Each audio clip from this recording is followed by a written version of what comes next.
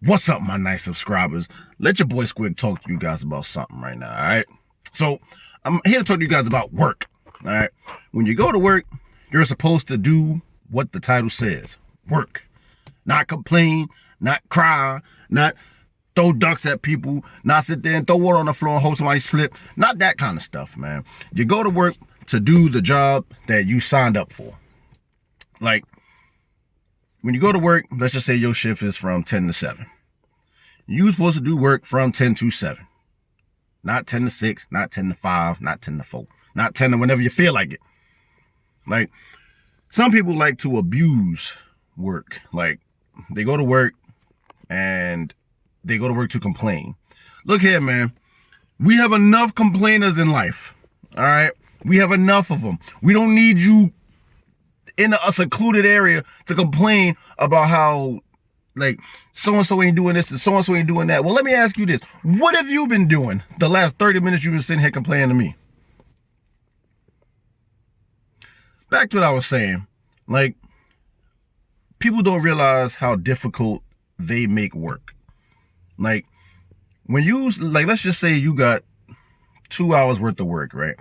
I mean, like, you can visually see that you have 2 hours worth of work. But you stretch it out for 5 hours. But then when your boss comes up to you and he gets mad with you or she gets mad with you and say, what have you been doing for the last 3 hours? Oh, well, I had to deal with a customer, or I had to go do this, or I had to go. You're lying. You're lying. Now, I get it, man. We all got the lazy days where we just don't want to do nothing. But when you do this every day, you're sorry. Like, just accept the fact that you're sorry. Plain and simple. Like, everybody has a lazy day, like I said before. So not every day, you know, like, I'm expecting, well, not every day you should be expected to come in working at 110%.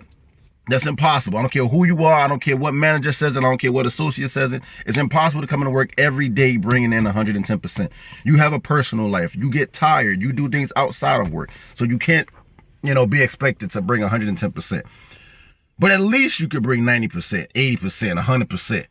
You know, that's an everyday thing, because at the end of the day, you still have a job to do. You know, so if you got 2 hours worth of work, man, knock it out in those 2-3 hours or whatever, and you call it a day. But when you come to work and you start complaining and you start crying about how Sally stepped on your shoe, about how Bob is the most attractive man in the store, why does he gotta look so good? Man, leave him alone, leave Bob alone. You know, the man look good, let him do him. You do what you gotta do for you. Stop worrying about Jane and Bob hooking up at the end of the shift. That has nothing to do with you. Your job is to make sure that you, let's just say, if you're a maintenance man, your job is to clean them bathrooms. Make sure the bathroom shine, man. If your job is to stock freight, stock the freight to the best of your ability. If you know you got 8 hours worth of work of stocking freight, look, 9 times out of 10, you may or may not get done, depending on the work situation. Like, if you know you got 8 hours to 9 hours worth of work, you do the best that you can. Stop sitting there and crying about, oh, I got 13 hours worth of work, man, and I don't know how you expect me to get done. Look, nobody's expecting you to get done. I don't care what manager tells you that you have to get done. Look, man, if we see you busting your behind to get this done, it's either we try to send you help or we give you another option on how to get your work done. Now, it's up to you to follow it. Now, if you sit there, if I tell you, hey, stop working at 4 o'clock or 4:15, because I know you have a lot of work. Start cleaning up around that time, so that way it'll give you enough time to zone and to get your go-backs done. If you sit here and work till 5:30 and don't get done, yes, you deserve to get in trouble. Because I gave you the way I told you the instructions, and you decided not to follow them. So that's on you. The workers, like, I knew a few sorry workers. Like, people that just came in, no matter what you did, they were just straight sorry. Like, you couldn't tell them nothing, you know, like, just nothing. But now, when you work with those people, you help them to develop. Like, it's this one worker. I know the dude wasn't he just wasn't comprehending what we were saying. Like, you gotta speed up, you gotta do this, you gotta do that. And, like, certain things had to happen for him to, you know, make him step his game up. You know, but I kept working with the dude. Like, hey, look, man, this is what you got to do. This is how you do it. And this is on a daily basis. It's not just whenever you feel like it kind of thing. You know, and now homeboy is one of my best zoners. Like, I'll be glad to have him in my area every single day. Now, yes, there is, you know, certain things that could be done better. But you know what?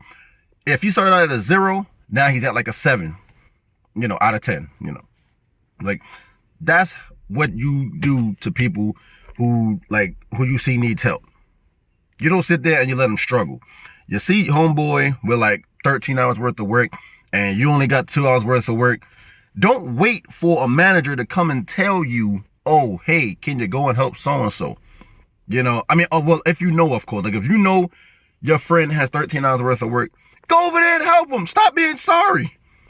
No, I mean, I'm tired, man. I ain't getting no sleep. Look, I don't know what happened to you that day. Or, you know, you could have been out partying the night before. But look, man, like, you got work to do. Your homie over there got 13 hours. Help the dude out. Help the chick out. Stop crying about how you never get no help and blah, blah, blah. Look, we get it. We get it. There's certain days where you're going to have no help. And there's certain days where you are going to have help. But you know how you get help when you really don't expect it? Is when you go and help somebody else. It's called I scratch your back, you scratch my back. And that's what that is. If you come over there and you help me, eventually, when I have time, I'm going to come over there and help you back. Because, okay, wait. You know, I remember this person came over there to help me. But most people are so focused on, well, they ain't do it for me, so I'm not going to do it for them. Well, then I guess ain't nobody never going to do nothing then. Don't be one of those sorry people, ladies and gentlemen. Don't be sorry. All right?